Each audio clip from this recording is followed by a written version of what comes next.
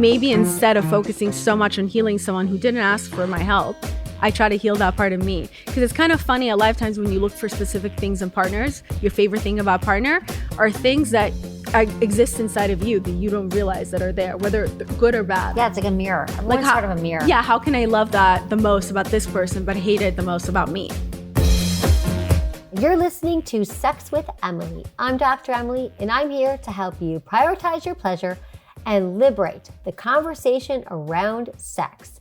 Today, I'm joined by Violet Benson, host of the podcast Almost Adulting and creator of the wildly popular Instagram account that you probably already follow, Daddy Issues. Over the last couple of years, Violet's become well known for her irreverent relationship and dating advice. And we've done a few shows together, but in this interview, Violet reveals why she stopped dating for now, what exactly a pick-me girl is, and how attraction is not always dependent on good looks. And because this is a sex show after all, Violet shares some of her personal tips for avoiding potentially embarrassing moments in the bedroom. We cover a lot in this episode. You're going to love it. Please rate and review Sex with Emily wherever you listen to the show. It just helps get the show out to more people, and it only takes a few seconds. You can do it right now. You can also find me on Instagram, YouTube, TikTok, X, Facebook, all at Sex with Emily. And check out my new article, Trending 2024 Pleasure Gifts for Lovers and Friends, on sexwithemily.com. Before we dive into the episode, if you haven't heard the news, I have to tell you about my brand new membership community, Smart SX. It is officially live, and I've had a blast the last few weeks because this membership is everything I've ever dreamed of and more. We're talking exclusive content, interactive workshops with top minds in sexual health, there's polls, and so much more, all made for the membership community. But honestly, my favorite part is the community. It's a safe space where like-minded people support each other, they're sharing experiences, they're breaking down all the taboos around sex and intimacy. It's truly empowering. So if you're ready to really bring more pleasure into your sex life and take the steps, Smart SX is for you. So join the pleasure revolution today. Just head over to sexwithemily.com, click on the membership tab, or head straight to sexwithemily.com/smartsx. All right, everyone, enjoy this episode.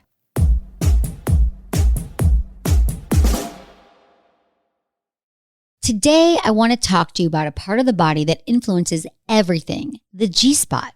Well, not that G-spot, your gut. Yep, your gut health can impact everything from your mood, sleep, energy levels, and even your sex life. So I've tried tons of probiotics over the years, refrigerated ones, drinks, you name it. But then I discovered Just Thrive.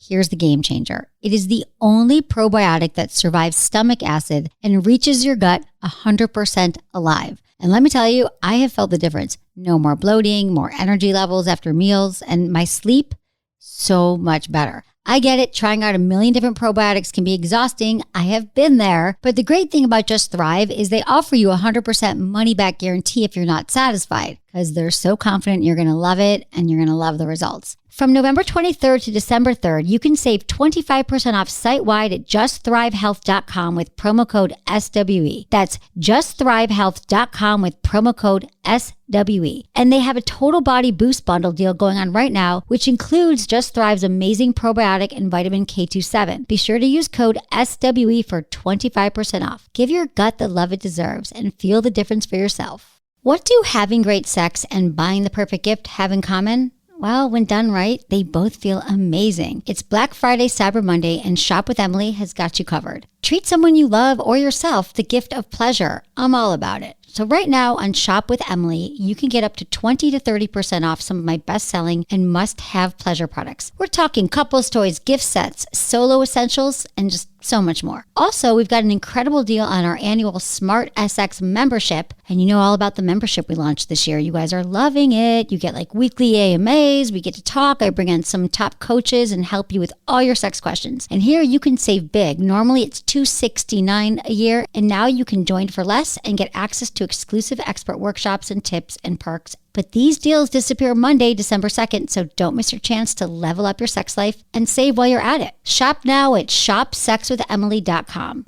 But remember, the offers are going away soon. That's shopsexwithemily.com.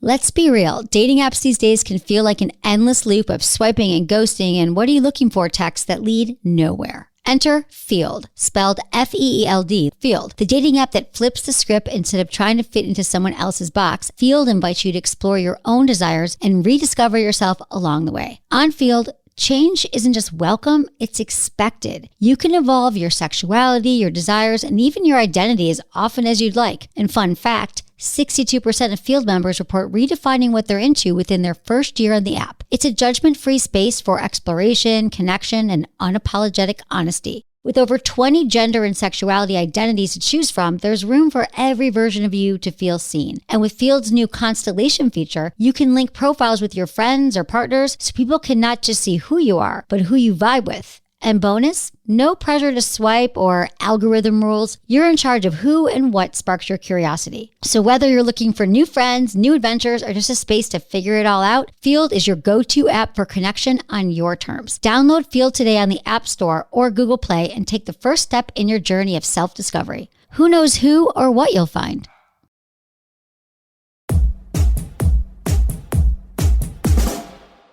Creator of the hilarious and ever-viral Instagram account, Daddy Issues, Violet Benson is the host of the former Too Tired to Be Crazy podcast and Almost Adulting. Find her on Twitter and Instagram at Daddy Issues or at Violet Benson on Instagram. We've done a lot of interviews together. We've been together. We've talked a lot about sex and relationships and dating. So I texted you and I said, what do you want to talk about? Like, what's going on with Violet Benson? I haven't really seen you in person in 2 years. And you said to me, you're done with dating, number one. I would like to take a break from dating men. Yes. Okay. Would you like to date other people? Or just dating in general? I think I would want to take a quick break for a second from dating in general. Technically, I feel like I'm always dating, but I think I'm constantly drawn to people that I know are not right for me or people that I'm looking for probably casual things with them. And then I get upset when they agree to the casual stuff. Then I'm kind of like, I mean, I wanted it, but why do you want it? Like, Maybe you don't want the casual. So it sounds like... Yeah, I think I secretly don't want the casual, but I also have a hard time being vulnerable and getting close. It's like the anxious attachment style, which I am too. Yes. Yes, exactly. And I just think... It's hard to be open and to kind of say I might want something more because what if they don't? A, it's hard to find someone you can connect with. I struggle with that. B, I'm very busy. And C, and this has been recently a conversation that I had with my mother. It didn't work out between me and some guy, which it was never even that serious. But to be honest, I kept him at arm's length. But maybe that's also me blaming myself. Like, he wasn't my person. How'd you know he wasn't your person? I mean, I knew. I literally was planning it to be very casual with this person. I kind of said it up front. I think sometimes I say stupid stuff just to see people's reactions. And I think sometimes I just build up a wall around me and then I just assume people will break it down and they don't. And I think I'll say things and then I get surprised when those other people pull away because it's like, well, they're human beings. So obviously if I'm like, I don't look at you as someone I can date or you're this and that, then what do you expect? They're going to... That's kind of your pattern. If you know you throw things out there that are... Yeah, to see the reactions or how people will handle it. And then when they start to go along with exactly, because men are very simple. We forget. So when they start to go along with what you decided, then I can get upset like, well, this and that. And I don't know. And tell us a little about your mom. This is really good. So basically the other night, I started to feel sad and I have a hard time admitting when I'm sad, but my mom has told me that I need to be better with communicating and I've been working on it. So I called my mom and I was just like, it didn't work out with this guy and she was so happy because she did not like him for me anyway.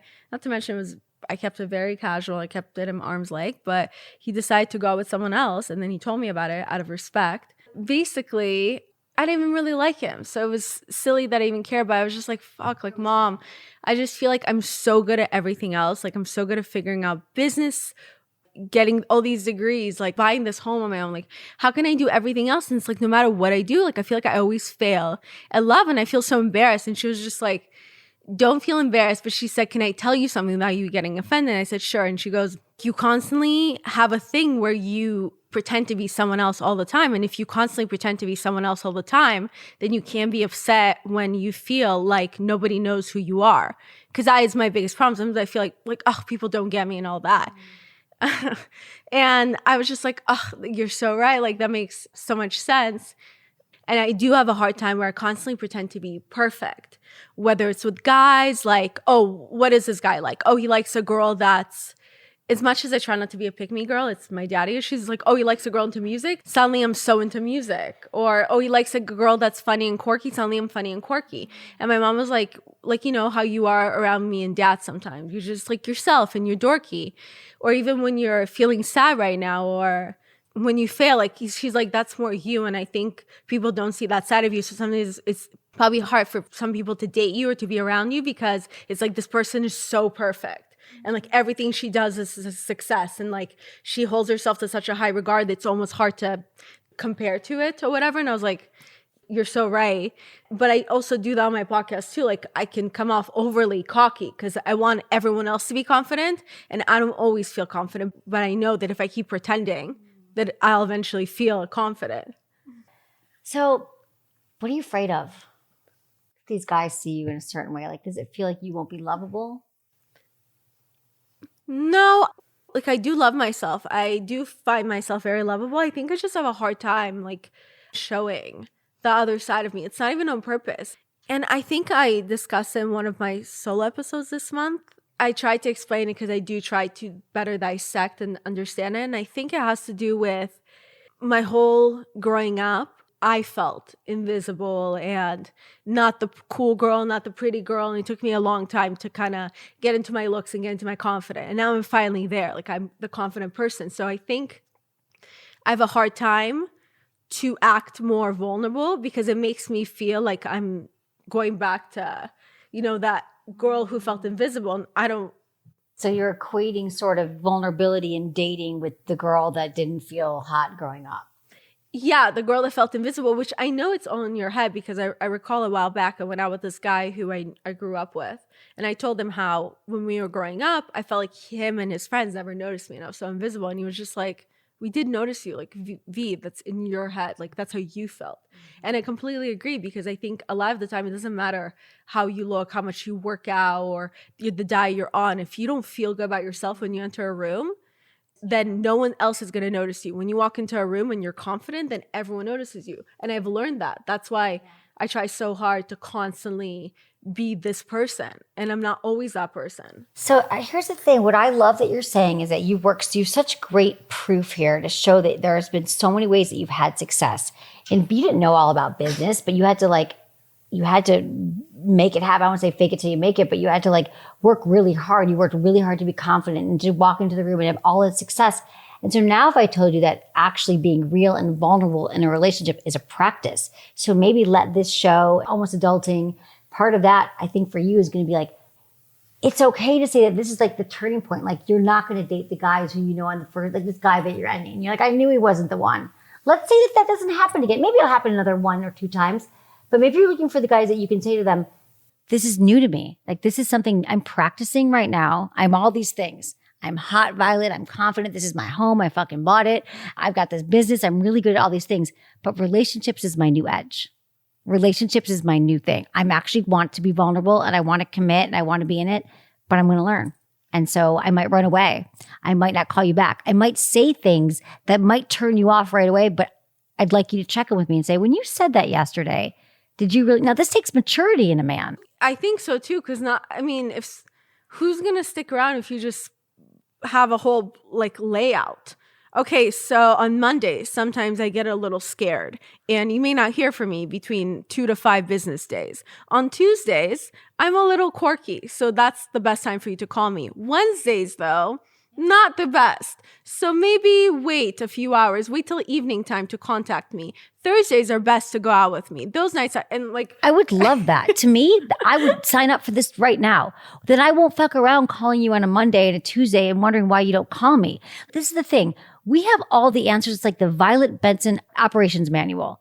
And if you could share that with someone and say, as soon as I wake up in the morning, I do that with my partner now too. And I'm like, I might say this, but I don't really mean it. If I say to you, I always call back. I'm like, listen, last night all the time I'm doing this. Last night when I said I didn't really want to come over, it was more like I wasn't sure that you really needed me to come over or you wanted me to come. Like I fucking do that. And That's it's hot. so true. There's so many times I'm like, where even the partner I was with, they would suddenly get up to leave, and I'm like, oh, okay, did you want to go? And they're like, no, I just assumed, because you said I have work after this, so I just assumed that was my cue to leave. And I'm like, no, I just meant I have work in a couple of hours, but we can still hang out. And he's like, oh, okay, sorry. And it's like, we always forget how easy miscommunication It's so easy. is. And then most of it's with text or messaging, and it's all off. So I think that the practice is just saying, like, this is going to happen. It might not be that open. I might not be as clear, but I want you to check me on these things.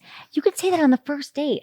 I think that we are trained to think that we're supposed to be perfect, and any of that would be awkward or weird. But if you do something that the guy's like, well, that's weird. I don't want to, what if I want to talk to you on a Monday? Not your guy.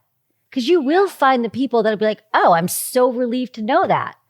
It's hard for me to show that side, but also when I was doing my Too Tired to Be Crazy podcast, it was so focused on dating relationships, and I was reading so many self-help books, so many dating books, so many relation books, like watching so many TED Talks nonstop because I wanted to be knowledgeable enough to give that dating advice. So I started to feel like a walking dating textbook, and it got even harder for me to date. And I was also so drained and exhausted from it.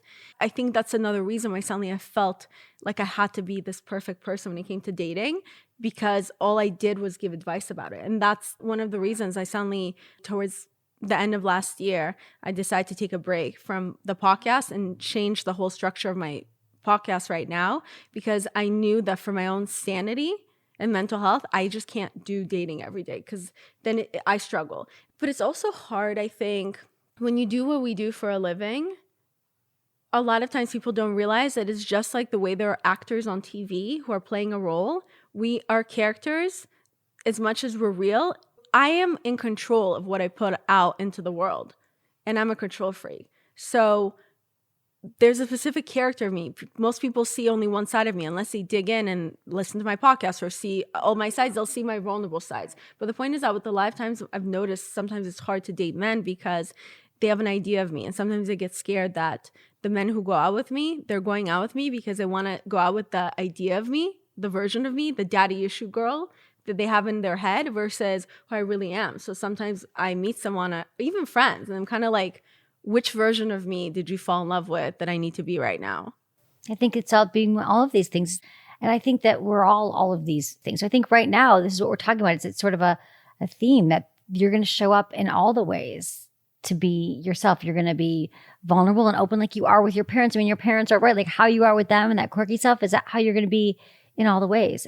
You have close friends. Like we're all like that. Like it's all really hard. I think we all go up and down. And listen, I can relate to you. People think they're going to have sex with me, and it's going to be like they're going to walk in and there's going to be like the Sybian set up. All the toys are going to be charged. There's going to be like handcuffs and things and swinging from the rafters. And it's not always like that. And sometimes I don't even want sex. Sometimes I can't have orgasms. I don't want orgasms. I don't feel like giving them a blowjob. I don't want to get naked. We haven't sex with 3 nights. I know what to do and I know how to communicate it. But it doesn't mean that I always want sex. And that's like every sex is always great. But what makes sex great is that I'm real about it. I think with partners now, and I've learned this, I went through the same journey as you where I was like, I have to always be on and I have to always be performing and I have to wear the matching underwear. So I was like, I just don't feel like having sex tonight. And I feel like the best sex I'm having now is when it's just like so fucking real. First of all, no one wants to date anyone who thinks they're a know-it-all. And the thing about sex and about dating is that it's like an art. And I could help anyone with sex. I could talk to anyone for 2 minutes and tell them exactly what they need to do with the next step.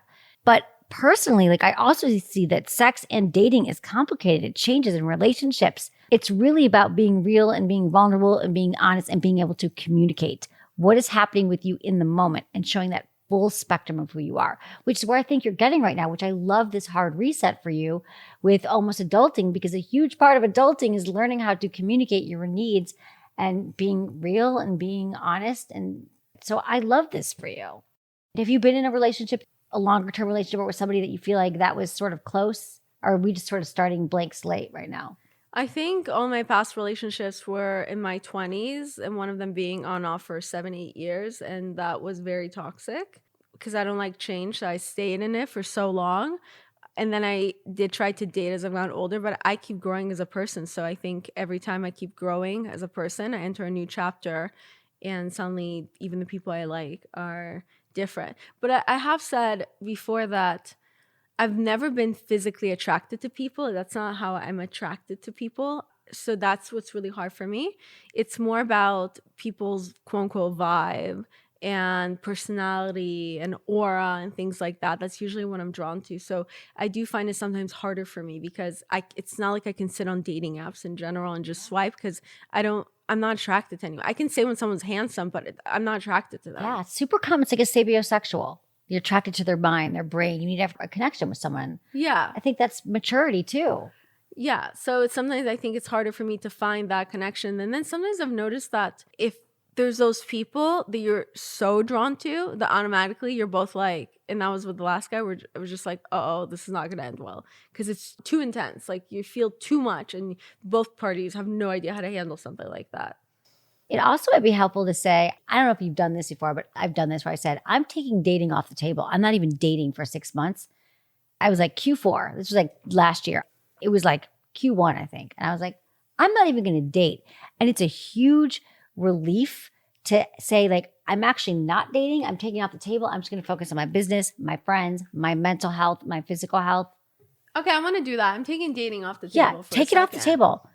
I used to call it a manatorium. I do it every few years. I think before I was okay with entertaining guys that I'm not interested in or guys that I know I'm not actually going to date, just the texting, all that. Now I'm just like, I think at the point where I'm taking dating off the table where, dude, I know this is not going to go anywhere. Why am I even wasting my time or giving attention? I'm good. So I kind of backed off. So I think that might be good for you. Like, yeah. I think like, just like, what if you're not swiping, you're not looking, and then you can spend time cultivating your friendships or working on whatever else it is that you want to do besides work. What do you do besides work that fills you up?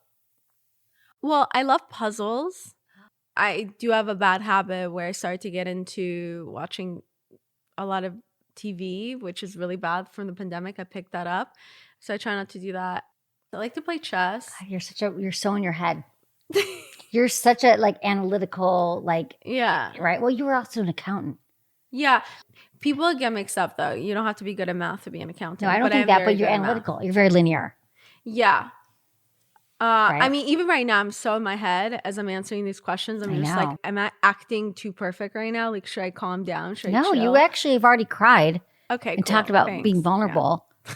No, I think that you're being real. I'm like, I can't help it because I want to like nurture you and I want to like shake it up for you. I want you to take the pressure off yourself. Because I'm so tired of it all, I'm also tired of constantly blaming myself when things don't work out. So that, because I have such a hard time ever being the victim or playing quote unquote the victim or feeling sorry for myself, even though that's okay, that I constantly blame myself when things don't work out. Because I always said I'd rather be the villain than the victim. So I always act like, well, it's because I didn't want this. Well, because versus admitting like, oh no, this person rejected me or this person didn't actually want to date me or this person, they like someone else over me. Instead, it's kind of, I make in my head like, well, it's because I said this. It's so black and white. Because I didn't want it. It's because of me. And so I'm like, I'm done blaming myself for everything. I'm kind of over that. So it's everyone else's fault. It's like you're shedding all your masks right now. I feel like you're shedding all the defense mechanisms. That's part of adulting. We're going to go back to your theme. It's like letting go of all the things that we hold up to make us be a certain way. So all of the structures that you put in place, like it's their fault or you made the choice or you're in charge, you're in charge. And now just saying like, no, maybe I was hurt. Maybe I was sad. Maybe I made a mistake. Exactly. And also learning how to be better letting go. I definitely hold on to things longer because I don't like change. When do you feel the most violent?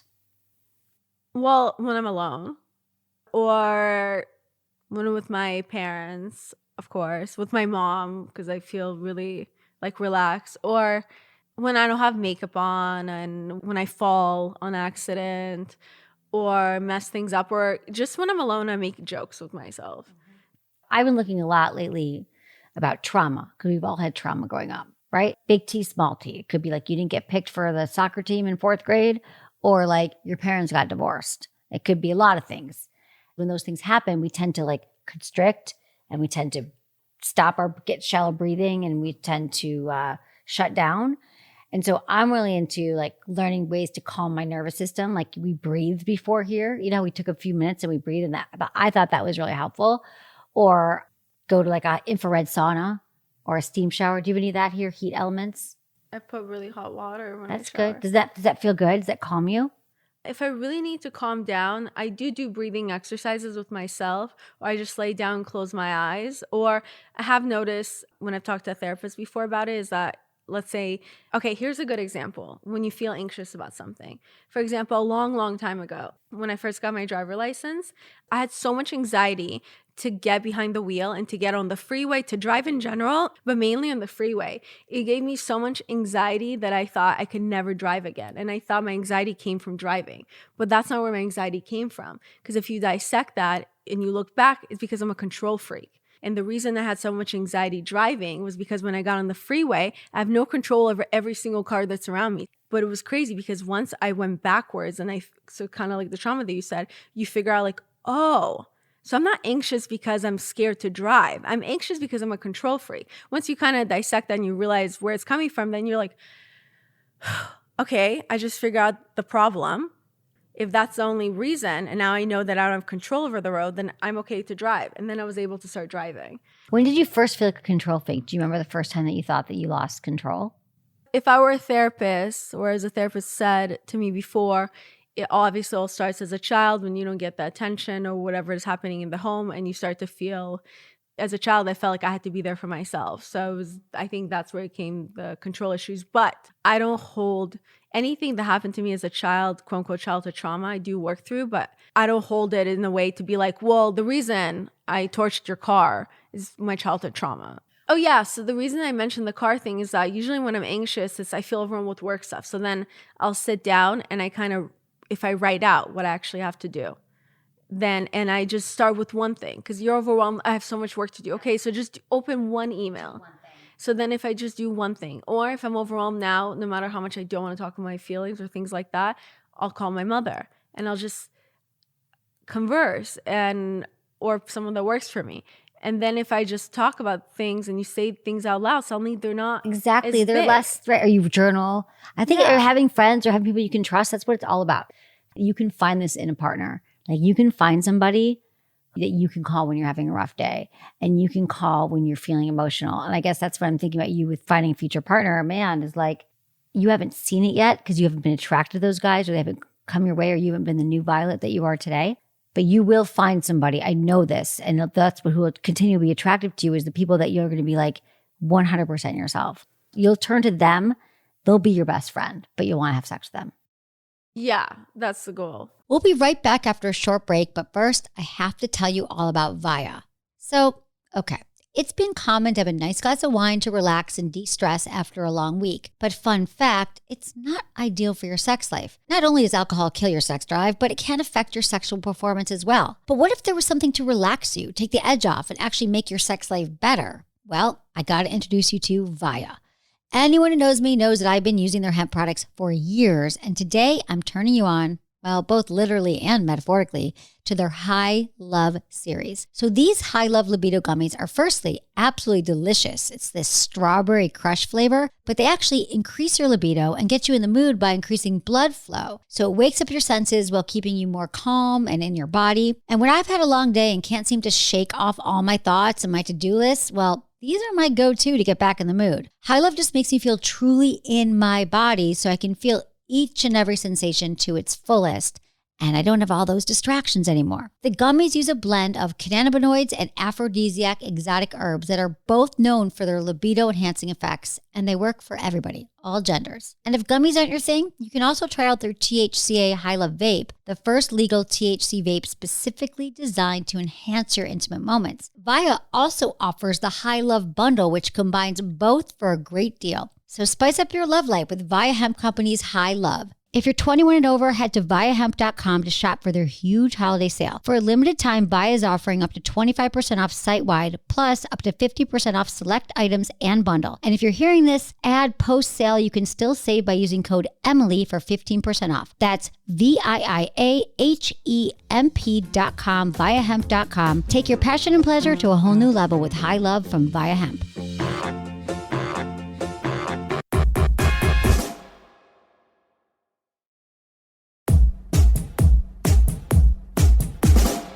A few weeks ago, you tweeted, kind of wild how I'm not physically attracted to anyone these days. No one's doing it for me anymore. I'm not attracted to people physically. It's more about who they are as a person for me to get to know them. What qualities are attractive to you now in a partner? I love somebody that's very driven, that's very passionate about their job.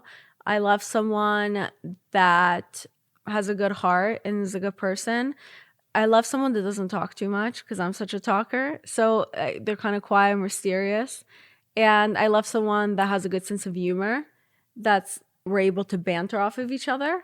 And I like someone that, not like a strong presence, I would say, but someone that people respect.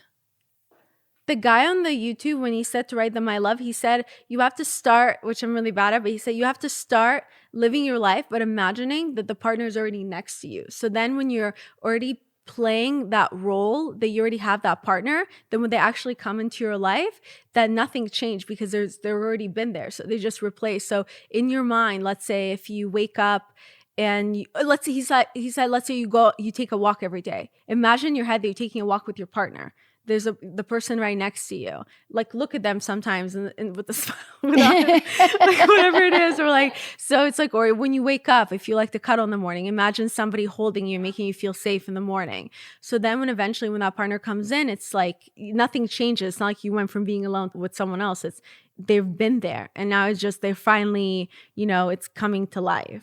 It's a full somatic experience, meaning in your body, embodied. So they say also, like, set up your environment for it too. So instead of having one night stand, have 2 nightstands, making sure that your room, if you want someone to come over, there's a space for them. There's half a closet space. Like, people get into your physical space being set up for that too. Somebody I went on a date with was so ready to be married that like the first date, we didn't have that connection. I wasn't interested in him yet, but he was so ready that without realizing, he created a false intimacy with us by being overly touchy and all that. And I thought it made me uncomfortable. And I thought, was he trying to get sexual or whatever? But it wasn't that. He was just so ready to be in the mindset of having a wife that he, on the first date, was already ready to just pretend like we're on the 7th date or whatever. But then I found out from people that work for him that he is so ready that even in his closet, he keeps half of his closet empty in order to prepare it for his future wife. So, but he wasn't someone you were into because it seemed like it was too much. So what are the red flags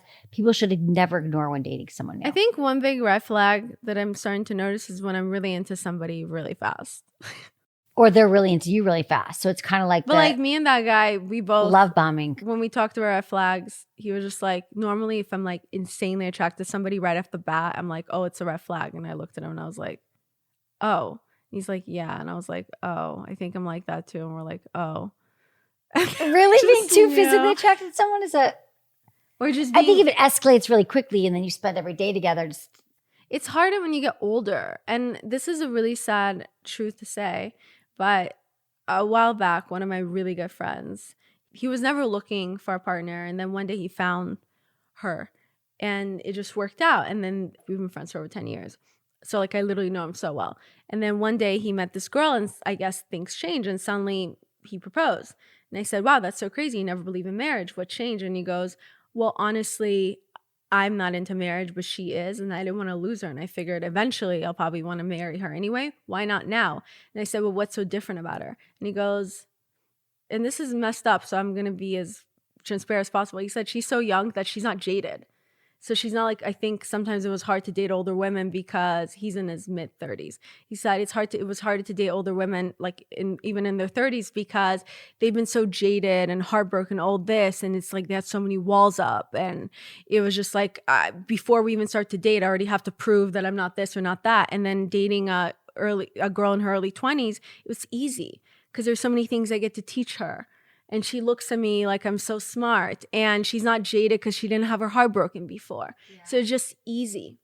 And I was like, ouch. But also, that's very easy. interesting. But to me, I just see that as being like someone who doesn't really want to do, I don't know. I guess I've just done so much work that it's like you're dating someone in their 20s who hasn't really lived enough life. They haven't walked as many years on the ground. But that's what worked for him. I'm not going to judge him. But that's what worked I'm for not him. judging him, but I'm just saying, you're saying that made you, that felt like an ouch. And to me, it's like, you were like this evolving woman who's now in her 30s, who's learned so much. Like, would you want to go back and date you at 22? Oh, no. So I'm just saying, like, I don't see that as an ouch. I see that as like, okay, like he's kind of going to stay in that place. So what about for you, though? What's different between dating in your 30s and your 20s for you? I think the difference between dating in your 20s and your 30s, when you're in your 20s, like my first boyfriend, we slept together. It was like, oh, we're together. Like, that's it. we're going to be, and he was like, what? I'm like, are you my boyfriend? Like when I lost my virginity, I remember this after high school, by the way, I was like, are you my boyfriend? He was like, well, no, we're just, I'm like, wait, you were inside of me. You're my boyfriend. We're going to be together for at least 2 years. And he was like, oh, okay. And we were. He was a Gemini. He's very chill. But the point is that I think when you're in your 20s, everything is easier and lighter. And you're just always so, it's kind of like he said, but you're always so in love. And the minute you sleep together, your boyfriend and girlfriend, it doesn't matter. Because time doesn't matter. You're like, I have 3 years to spend. I can spend 2 years in a relationship right now. What does it matter? Literally. That's why a lot of older men love dating girls in their early 20s, because time doesn't matter. It doesn't, like, you're changing every year. You're constantly a different person. And you're always believing like that could be the one, whatever. I can date this person for 3 years. It doesn't matter. But then when you're in your 30s, I think it kind of is like, are you my person or are you not? And it's also, I have a schedule. I already know how I like my life. Can you fit into the schedule? And that's the hard part when you're in your 30s. People in general are like, do I want to change my schedule for this person? So here's my theory. The older you get, you're more set in your ways. Yeah. Here's my theory about men. I know I'm correct. I've noticed this about men. The reason it's harder to date now, day and age, here's my theory about guys and how a girl ends up being their girlfriend. Guys are so not into being chivalrous anymore and into all that stuff because of how easy everything comes and goes, and you swipe, oh, it didn't work out, that's cool, I'm just going to get on an app and swipe right and left. And I've noticed my girlfriends who have been in a relationship, it's because they're around. That's my theory. Girls who are just around. So let's say a guy playing video games all day and you're just hanging around and they keep noticing, oh, she's still there. You're in the same friend group. That means you're around. You work at the same company. So he sees you at work every day. So you're around. It's convenient. I've noticed nowadays, it seems that when it comes to people being together, it comes out of convenience for men. Instead of putting in the effort, it's like, I have a friend. She was sleeping with a guy every weekend. He would not call her for the whole week. And then on the weekend, he would just be like, hey, come over right now. And she will. Like 2 seconds. Yeah. After 3 months, eventually he got used to her and he was just like, okay, let's hang out during the week. Or he started calling during the week and she would pick up. And now they're boyfriend and girlfriend. And then he just changed his job to move to New York and she moved with him. So where did it come from? Convenience. I swear, I don't know what it is, but there's something about convenience and comfort. Even guys now that try to talk to me, that's why I've given up. It's like a guy texts me at 11 a.m., come over. And I was just like, it's like 11 a.m. I'm like, I have work to do. I will be available in 2 hours. After I said that, I didn't hear from him until like 9 p.m.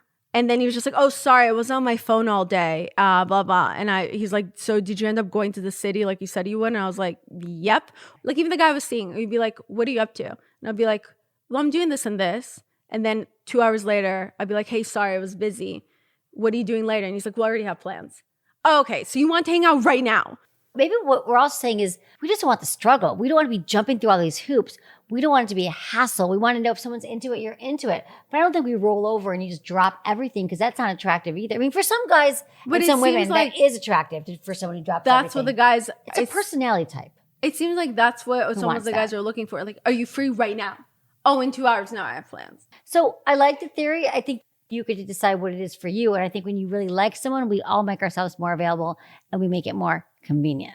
I have a question for you. You said that you try not to be a pick-me girl.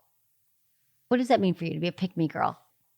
When I use the term pick-me girl, it's more, and in myself, to view myself, it's more me trying to be whoever the guy wants me to be instead of just being truthful with myself. So when I was younger with my daddy issues, I was in the relationship on and off for 7-8 years with my ex. And no matter how long we were together for, in the periods we were together for, every day my whole body is shaved every single day. Because he said he wanted that, and you thought that's what people wanted. Yes, I would just want to constantly be perfect for this person. It was like my need to be loved, even though obviously the person I picked, I was never enough for them. Hence, daddy issues, until you love yourself, blah, blah.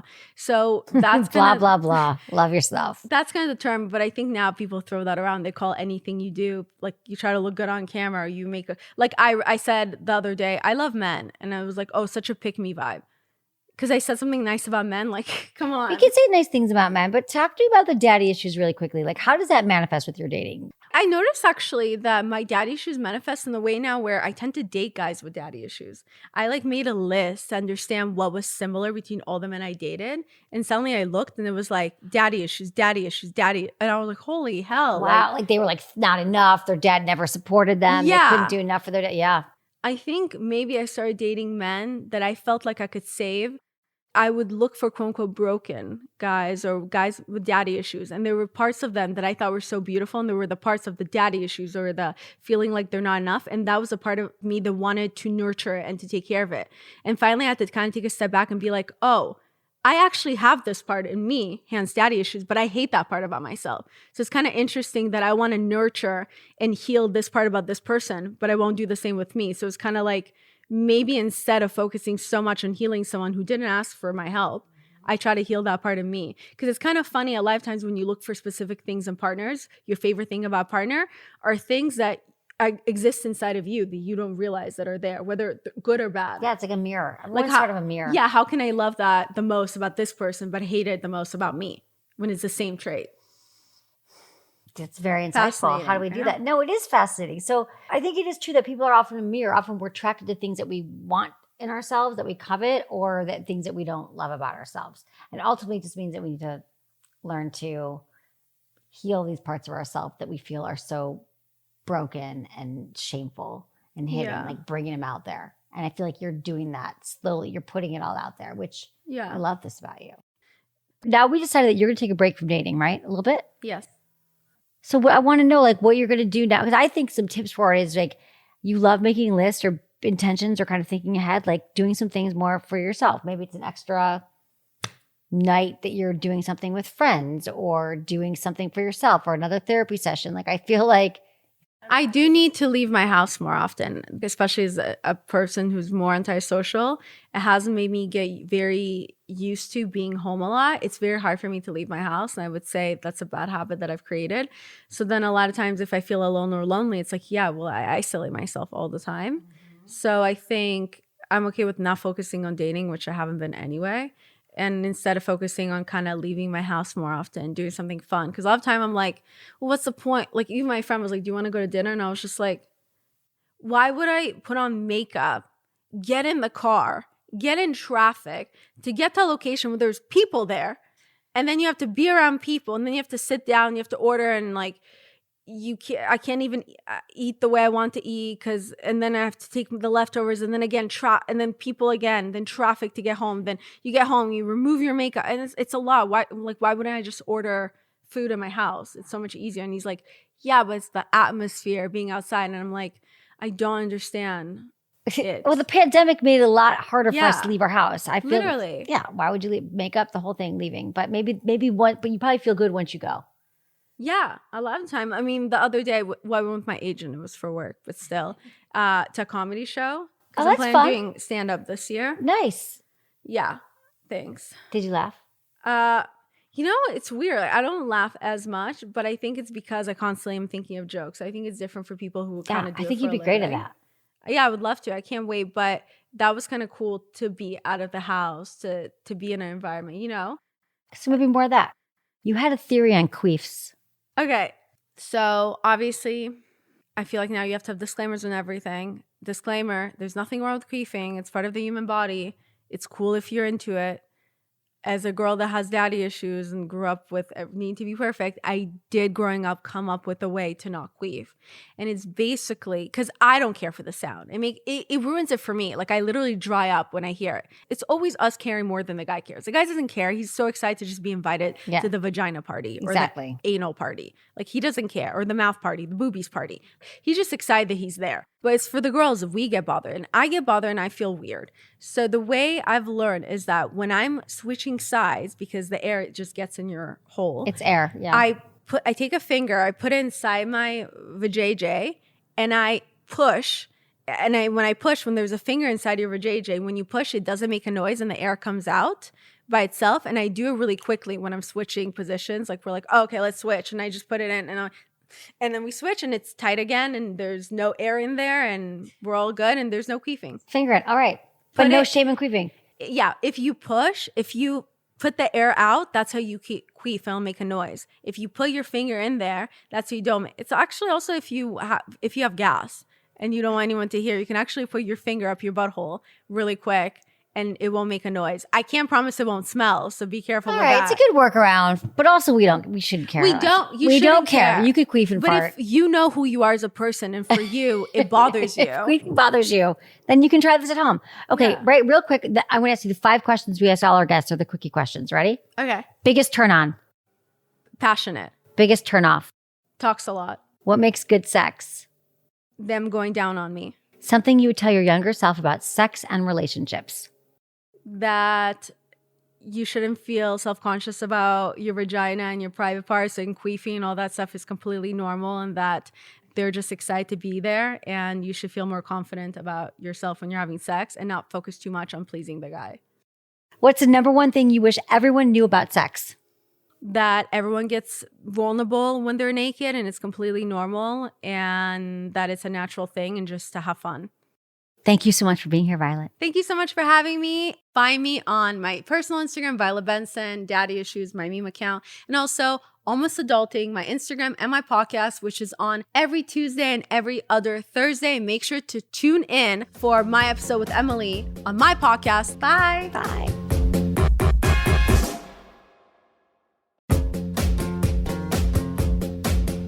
That's it for today's episode. Thanks for listening to Sex with Emily, and be sure to like, subscribe, and give us a review wherever you listen to the podcast, and share this with a friend or a partner. You can find me on Instagram, YouTube, TikTok, Twitter, or X, and Facebook. It's all at Sex with Emily. Oh, and I've been told I give really good email, so sign up on sexwithemily.com, and while you're there, check out my free guides and articles for more ways to prioritize your pleasure. And if you'd like to ask me about your sex life, dating, or relationships, call my hotline, 559-TALK-SEX. That's 559-825-5739, or just go to sexwithemily.com/askemily. Was it good for you?